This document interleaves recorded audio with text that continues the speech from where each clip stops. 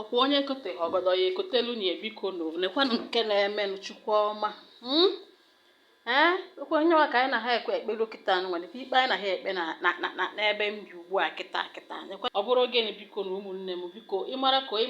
ya ị ga-eche akụkọ m kịta ịmara nke bụ eziokwu nke mere eme ekpekwana ya na ịbụ nwoke ekpekwana ya na ịbụ nwaanyị ịmara nke mere eme biko gwagodo anyị ka anyị mara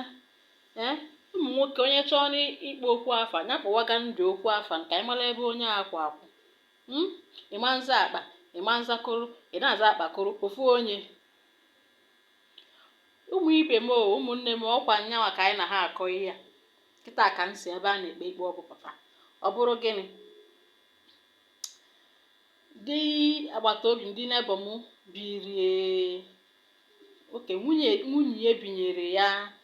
binyere di ya 20,000 naira n'ọnwa gara aga bụ Ọgọst o wee ruo na mbido ọnwa izuụka nke mbụ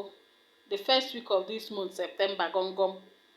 the man wee 100,000 nye nwunye si ya ji egoro ihe dị ya mma ọkwa ya ka o ruru n'ụtụtụ a nwaanyị echetakwa nnu ji esi anya bụ 20,000 m ka ekwanụ mgbe ị ga-enye m ya nwoke aghara mba kere ọgụ ị na-anụkwa na-ajụzi nwunye 100,000 o nyere ya ka ihe o ji eme ọ na-enweghị ike iwepụ 20,000 ebe ahụ ihe na-ajụzi kịta bụ nwoke arụwa kịta ọ na-akọwa na oji izi nwunye ya ụgwọ maka na ọ dashi nwunye 20,000 nwunye ọ dashi ya adashi ka o binyere ya ebinye biko ihe awagwojukwa m anya ọ bụrụ na nwoke si ya nga 100,000 wepụ 20,000 nnara gị werezie nke fọrọ ọnụ mee ihe dị gị mma ọ dị iche mana o were 100,000 nye nwaanyị si ya jee goro ihe dị gị mma